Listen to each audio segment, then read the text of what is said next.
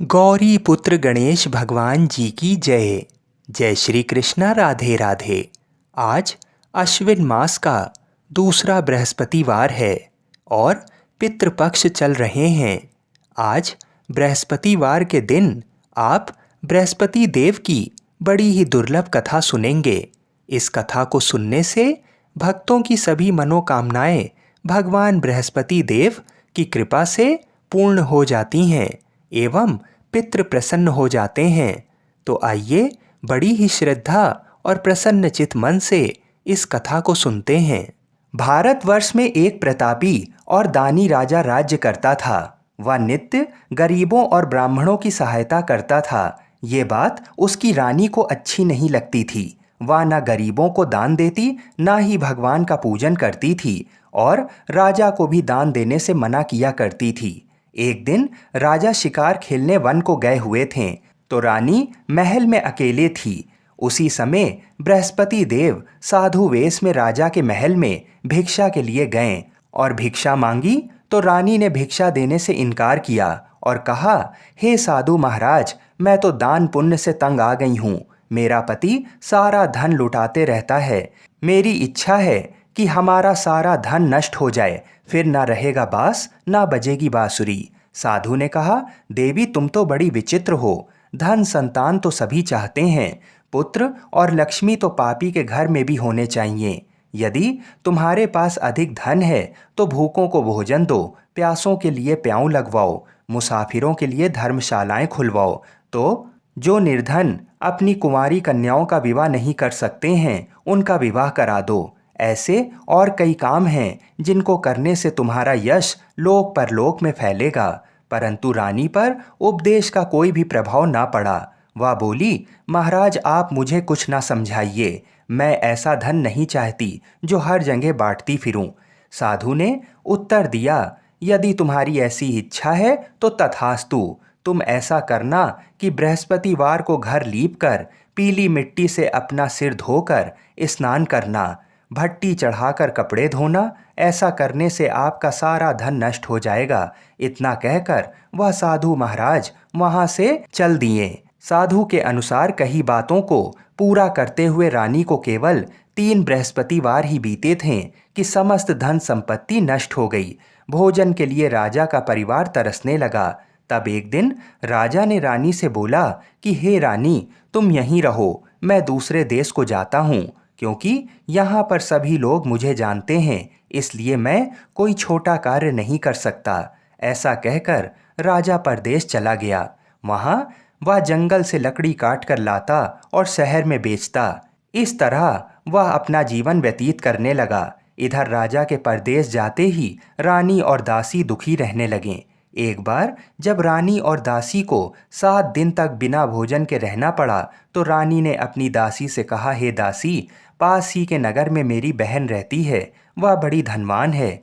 तू उसके पास जा और कुछ ले आ ताकि थोड़ी बहुत गुजर बसर हो जाए। दासी रानी के बहन के पास गई। उस दिन गुरुवार था और रानी की बहन उस समय बृहस्पतिवार व्रत की कथा सुन रही थी। दासी ने रानी की बहन को अपनी रानी का संदेश दिया, लेकिन रानी की बड़ी बहन ने कोई उत्तर नहीं दिया। जब दासी को रानी की बहन से कोई उत्तर नहीं मिला तो वह बहुत दुखी हुई और उसे क्रोध भी आया। दासी ने वापस आकर रानी को सारी बात बता दी। ये सुनकर रानी ने अपने भाग्य को कोसा। उधर रानी की बहन ने सोचा कि मेरी बहन की दासी आई थी, परंतु मैं उससे नहीं बोली, इससे वह बहुत दुखी हुई होगी। कथा सुनकर और पूजन समाप्त करके वह अपनी बहन के घर आई और कहने लगी, हे बहन, मैं बृहस्पतिवार का व्रत कर रही थी। तुम्हारी दासी मेरे घर आई थी, परंतु जब तक कथा होती तब तक ना तो उठते हैं और ना ही बोलते हैं, इसलिए मैं कुछ नहीं बोली। कहो दासी क्यों आई थी? रानी बोली, बहन तुमसे क्या छुपाऊं, हमारे घर में खाने तक को अनाज नहीं था। ऐसा कहते कहते रानी की आंखें भर आईं। उसने दासी समेत पिछले 7 दिनों से भूखे रहने तक की बात अपनी बहन को विस्तार पूर्वक सुना दी। रानी की बहन बोली, देखो बहन, भगवान बृहस्पति देव सबकी मनोकामनाओं को पूर्ण करते हैं। देखो शायद तुम्हारे घर में अनाज रखा हो। पहले तो रानी को विश्वास नहीं हुआ, पर बहन के आग्रह करने पर उसने अपनी दासी को अंदर भेजा तो उसे सचमुच अनाज से भरा एक घड़ा मिल गया। ये देखकर दासी को बड़ी हैरानी हुई। दासी रानी से कहने लगी, हे रानी, जब हमको भोजन नहीं मिलता तो हम व्रत ही तो करते हैं, इसलिए क्यों ना इनसे व्रत और कथा की विधि पूछ ली जाए ताकि हम भी व्रत कर सकें। तब रानी ने अपनी बहन से बृहस्पतिवार व्रत के बारे में पूछा। उसकी बहन ने बताया, बृहस्पतिवार के व्रत में चने की दाल और मुनक्का से भगवान विष्णु का केले की जड़ में पूजन करें तथा दीपक जलाएं, व्रत कथा सुने और पीला भोजन ही करें। इससे बृहस्पति देव प्रसन्न होते हैं। व्रत और पूजन विधि बताकर रानी की बहन अपने घर को लौट गई। 7 दिन के बाद जब गुरुवार आया तो रानी और दासी ने व्रत रखा। घुड़साल में जाकर चना और गुड़ लेकर आई, फिर उससे केले की जड़ तथा विष्णु भगवान का पूजन किया। अब पीला भोजन कहाँ से आए, इस बात को लेकर दोनों बहुत दुखी थीं। चूंकि उन्होंने व्रत रखा था, इसलिए बृहस्पति देव उनसे प्रसन्न थे। इसलिए वे एक साधारण व्यक्ति का रूप धरकर 2 थालों में सुंदर पीला भोजन दासी को दे गए। भोजन पाकर दासी प्रसन्न हुई और फिर रानी के साथ मिलकर भोजन को ग्रहण किया। उसके बाद वे सभी गुरुवार को व्रत और पूजन करने लगीं। बृहस्पति देव भगवान की कृपा से उनके पास फिर से धन संपत्ति आ गई, परंतु रानी फिर से पहले की तरह आलस्य करने लगी। तब दासी बोली, देखो रानी, तुम पहले भी इस प्रकार आलस्य करती थी, तुम्हें धन रखने में कष्ट होता था, इस कारण सभी धन नष्ट हो गया, और अब जब भगवान बृहस्पति देव की कृपा से धन मिला है तो तुम्हें फिर से आलस्य होता है। रानी को समझाते हुए दासी कहती है कि बड़ी मुसीबतों के बाद हमने ये धन पाया है, इसलिए हमें दान पुण्य करना चाहिए, भूखे मनुष्यों को भोजन कराना चाहिए और धन को शुभ कार्यों में खर्च करना चाहिए, जिससे तुम्हारे कुल का यश बढ़ेगा, स्वर्ग की प्राप्ति होगी और पितृ प्रसन्न होंगे। दासी की बात मानकर रानी अपना धन शुभ कार्यों में खर्च करने लगी, जिससे पूरे नगर में उसका यश फैलने लगा। बृहस्पतिवार व्रत कथा के बाद श्रद्धा के साथ आरती की जानी चाहिए। इसके बाद प्रसाद बांटकर उसे ग्रहण करना चाहिए। एक दिन राजा दुखी होकर जंगल में एक पेड़ के नीचे आसन जमाकर बैठ गया। वह अपनी दशा को याद करके व्याकुल होने लगा। बृहस्पतिवार का दिन था। एकाएक उसने देखा कि निर्जन वन में एक साधु प्रकट हुए। वह साधु वेश में स्वयं बृहस्पति देवता थे। लकड़हारे के सामने जाकर बोले, हे लकड़हारे, इस सुनसान जंगल में तू चिंता मग्न क्यों बैठा है? लकड़हारे ने दोनों हाथ जोड़कर प्रणाम किया और उत्तर दिया, महात्मा जी, आप सब कुछ जानते हैं, मैं क्या कहूँ। ये कहकर रोने लगा और साधु को अपनी आत्मकथा सुनाई। महात्मा जी ने कहा, तुम्हारी स्त्री ने बृहस्पति के दिन बृहस्पति भगवान का निरादर किया है, जिसके कारण रुष्ट होकर उन्होंने तुम्हारी ये दशा कर दी है। अब तुम चिंता को दूर करके मेरे कहने पर चलो तो तुम्हारे सब कष्ट दूर हो जाएंगे और भगवान पहले से भी अधिक संपत्ति तुम्हें देंगे। तुम बृहस्पति के दिन कथा किया करो। 2 पैसे के चने मुनक्का लाकर उसका प्रसाद बनाओ और शुद्ध जल से लोटे में शक्कर मिलाकर अमृत तैयार करो। कथा के पश्चात अपने सारे परिवार और सुनने वाले प्रेमियों में अमृत व प्रसाद बांटकर आप भी ग्रहण करो। ऐसा करने से भगवान तुम्हारी सब मनोकामनाएं पूरी करेंगे।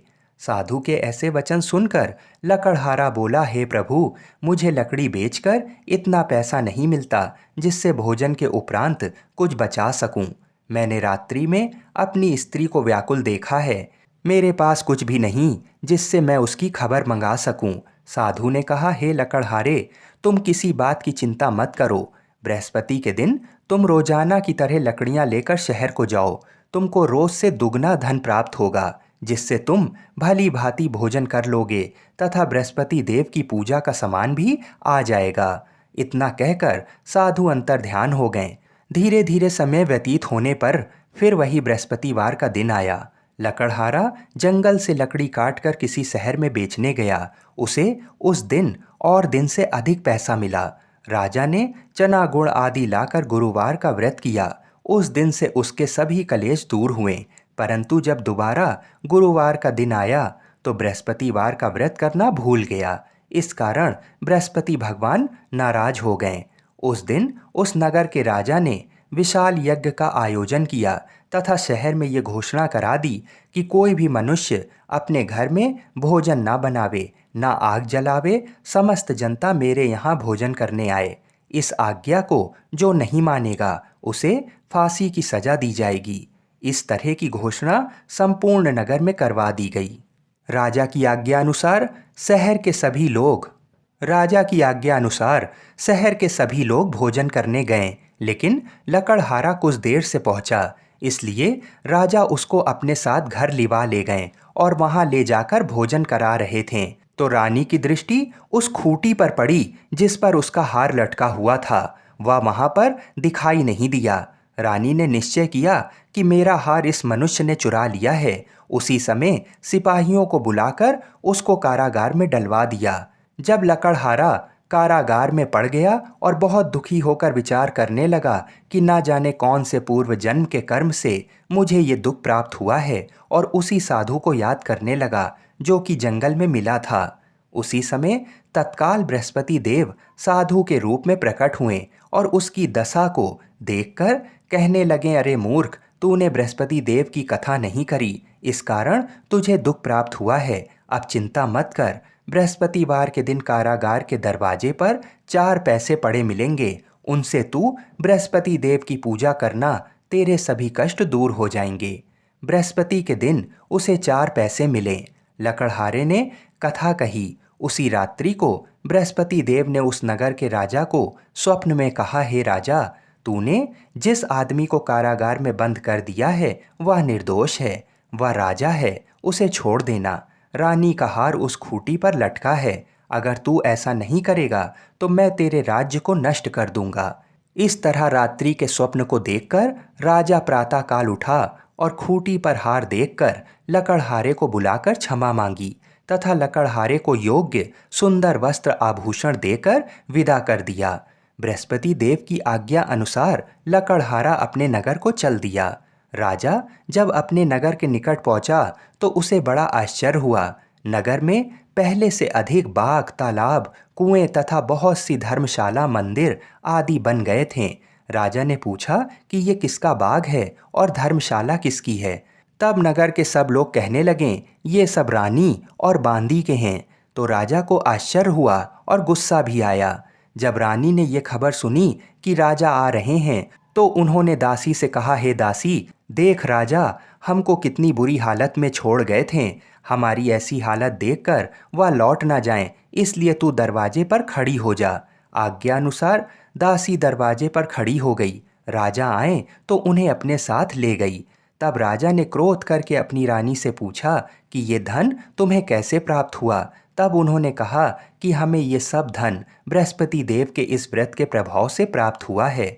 राजा ने निश्चय किया कि 7 रोज बाद तो सभी बृहस्पति देव का पूजन करते हैं, परंतु मैं प्रतिदिन दिन में 3 बार कहानी तथा रोज व्रत किया करूँगा।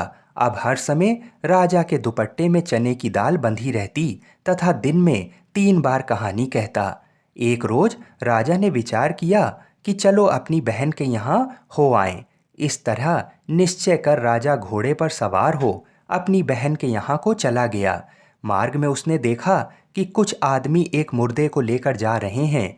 उन्हें रोककर राजा कहने लगे, अरे भाइयों, मेरी बृहस्पति देव की कथा सुन लो। वे बोले, लो, हमारा तो आदमी मर गया है, इसको अपनी कथा की पड़ी है। परंतु कुछ आदमी बोले, अच्छा कहो, हम तुम्हारी कथा भी सुनेंगे। राजा ने दाल निकाली और जब कथा आधी हुई थी कि मुर्दा हिलने लगा, और जब कथा समाप्त हो गई तो राम राम करके मनुष्य उठकर खड़ा हो गया। आगे मार्ग में उसे एक किसान खेत में हल चलाता मिला। राजा ने उसे देख और उससे बोला, अरे भैया, तुम मेरी बृहस्पतिवार की कथा सुन लो। किसान बोला, जब तक मैं तेरी कथा सुनूंगा तब तक 4 हरैया खेत जोत लूंगा। जा अपनी कथा किसी और को सुनाना। इस तरह राजा आगे चलने लगा। राजा के हटते ही बैल पछाड़ खाकर गिर गए तथा किसान के पेट में बड़ी जोर का दर्द होने लगा। उस समय उसकी माँ रोटी लेकर आई। उसने जब ये देखा तो अपने पुत्र से सब हाल पूछा और बेटे ने सभी हाल कह दिया तो बुढ़िया दौड़ी दौड़ी उस घुड़सवार के पास गई और उससे बोली कि मैं तेरी कथा सुनूंगी, तू अपनी कथा मेरे खेत पर चलकर ही कहना। राजा ने बुढ़िया के खेत में जाकर कथा कही, जिसके सुनते ही वह बैल उठ खड़े हुए तथा किसान के पेट का दर्द भी बंद हो गया। राजा अपनी बहन के घर पहुंच गया। बहन ने भाई की खूब मेहमानी की। दूसरे रोज प्रातःकाल राजा जागा तो वह देखने लगा कि सब लोग भोजन कर रहे हैं। राजा ने अपनी बहन से कहा, ऐसा कोई मनुष्य है जिसने भोजन नहीं किया हो? मेरी बृहस्पतिवार की कथा सुन ले। बहन बोली, हे भैया, ये देश ऐसा ही है कि पहले यहाँ लोग भोजन करते हैं, बाद में अन्य काम करते हैं। अगर कोई पड़ोस में हो तो देख आओ। वह ऐसा कहकर देखने चली गई, परंतु उसे कोई ऐसा व्यक्ति नहीं मिला जिसने भोजन ना किया हो। अतः वह एक कुम्हार के घर गई जिसका लड़का बीमार था। उसे मालूम हुआ कि उनके यहाँ 3 रोज से किसी ने भोजन नहीं किया है। रानी ने अपने भाई की कथा सुनने के लिए कुम्हार से कहा और वह तैयार हो गया। राजा ने जाकर बृहस्पतिवार की कथा कही, जिसको सुनकर उसका लड़का ठीक हो गया। अब तो राजा की प्रशंसा होने लगी। एक रोज राजा ने अपनी बहन से कहा कि हे बहन, हम अपने घर को जाएंगे, तुम भी तैयार हो जाओ। राजा की बहन ने अपनी सास से कहा। सास ने कहा, हाँ चली जाओ, परंतु अपने लड़के को मत ले जाना, क्योंकि तेरे भाई की कोई औलाद नहीं है। बहन ने अपने भैया से कहा, हे भैया, मैं तो चलूंगी, पर कोई बालक नहीं आएगा। राजा बोला, जब कोई बालक नहीं चलेगा तब तुम ही क्या करोगी? बड़े दुखी मन से राजा अपने नगर को लौट आया। राजा ने अपनी रानी से कहा, हम निर्वंशी हैं, हमारा मुंह देखने का धर्म नहीं है और कुछ भोजन आदि नहीं किया। रानी बोली, हे प्रभु, बृहस्पति देव ने हमें सब कुछ दिया है, वह हमें औलाद अवश्य देंगे। उसी रात को बृहस्पति देव ने राजा से स्वप्न में कहा, हे राजा उठ, सभी सोच त्याग दे, तेरी रानी गर्भ से है। राजा को ये बात सुनकर बड़ी खुशी हुई। 9वें महीने में रानी के गर्भ से एक सुंदर पुत्र पैदा हुआ। तब राजा बोला, हे रानी, स्त्री बिना भोजन के रह सकती है, पर बिना कहे नहीं रह सकती। जब मेरी बहन आवे तो तुम उससे कुछ कहना मत। रानी ने सुनकर हाँ कर दिया। जब राजा की बहन ने ये शुभ समाचार सुना तो वह बहुत खुश हुई तथा बधाई लेकर अपने भाई के यहाँ आई। तभी रानी ने कहा, घोड़ा चढ़कर तो नहीं आई, गधा चढ़ी आई। राजा की बहन बोली, भाभी, मैं इस प्रकार ना कहती तो तुम्हें औलाद कैसे मिलती? बृहस्पति देव ऐसे ही हैं, जैसे जिसके मन में कामनाएं हैं सभी को पूर्ण करते हैं। जो सद्भावना पूर्वक बृहस्पतिवार का व्रत करता है एवं कथा पढ़ता है अथवा सुनता है, दूसरों को सुनाता है, बृहस्पति देव उसकी सभी मनोकामना पूर्ण करते हैं। भगवान बृहस्पति देव उसकी सदैव रक्षा करते हैं। संसार में जो मनुष्य सद्भावना से भगवान जी का पूजन व्रत सच्चे हृदय से करते हैं तो उनकी सभी मनोकामनाएं पूर्ण करते हैं। जैसी सच्ची भावना से रानी और राजा ने उनकी कथा का गुणगान किया तो उनकी सभी इच्छाएं बृहस्पति देव जी ने पूरी की। इसलिए पूर्ण कथा सुनने के बाद प्रसाद लेकर जाना चाहिए। हृदय से उसका मनन करते हुए जयकारा बोलना चाहिए। बोलो बृहस्पति देव की जय। बोलिए श्री लक्ष्मी नारायण भगवान की जय। बोलिए भगवान विष्णु की जय। बोलिए श्री राधा कृष्ण भगवान की जय। बोलिए श्री तुलसी शालिग्राम की जय। जय जय श्री राधे। आइए अब मनोकामनाओं को पूरी करने वाली बृहस्पति देव जी की कथा को सुनते हैं। प्राचीन काल में एक ब्राह्मण रहता था। वह बहुत निर्धन था। उसके कोई संतान नहीं थी। उसकी स्त्री बहुत मलिनता के साथ रहती थी। वह ना तो स्नान करती, ना किसी देवता का पूजन करती थी। इससे ब्राह्मण देवता बड़े दुखी थे। बेचारे बहुत कुछ कहते थे, किंतु उसका कुछ परिणाम नहीं निकलता था। भगवान की कृपा से ब्राह्मण की स्त्री के कन्या रूपी रत्न पैदा हुआ। कन्या बड़ी होने पर प्रातः स्नान करके विष्णु भगवान का जाप व बृहस्पतिवार का व्रत करने लगी। अपने पूजन पाठ को समाप्त करके विद्यालय जाती तो अपनी मुट्ठी में जौ भर कर ले जाती और पाठशाला के मार्ग में डालती जाती। जब वह पाठशाला से लौटती तो ये जौ स्वर्ण के हो जाते थे और वह लौटते समय उनको बीनकर घर ले जाती थी। एक दिन वह बालिका सूप में उस सोने के जौ को फटक कर साफ कर रही थी कि उसके पिता ने ये करते हुए देख लिया और कहा, बेटी, सोने के जौ के लिए सोने का सूप होना चाहिए। दूसरे दिन बृहस्पतिवार था। इस कन्या ने बृहस्पतिवार का व्रत रखा और बृहस्पति देव से प्रार्थना करके कहा, मैंने आपकी पूजा सच्चे मन से की हो तो मेरे लिए सोने का सूप दे दो। बृहस्पति देव ने उसकी प्रार्थना स्वीकार कर ली। रोजाना की तरह वह कन्या जौ फैलाती हुई जाने लगी। जब लौटकर जौ बीन रही थी तो बृहस्पति देव की कृपा से सोने का सूप मिला। उसे वह घर ले आई और उसमें जौ साफ करने लगी, परंतु उसकी माँ का वही ढंग रहा।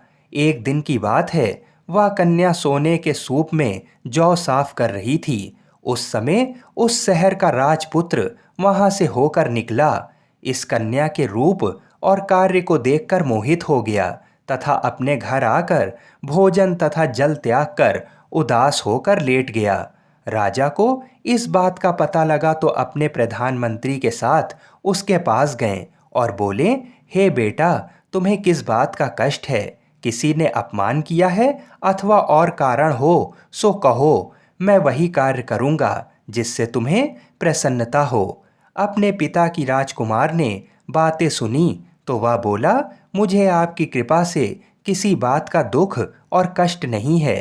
किसी ने मेरा अपमान नहीं किया है, परंतु मैं उस लड़की से विवाह करना चाहता हूँ जो सोने के सूप में जौ साफ कर रही थी। ये सुनकर राजा आश्चर्य में पड़ गए और बोले, बेटा, इस तरह की कन्या का पता तुम ही लगाओ, मैं उसके साथ तुम्हारा विवाह अवश्य ही करवा दूंगा। राजकुमार ने उस लड़की के घर का पता बतलाया।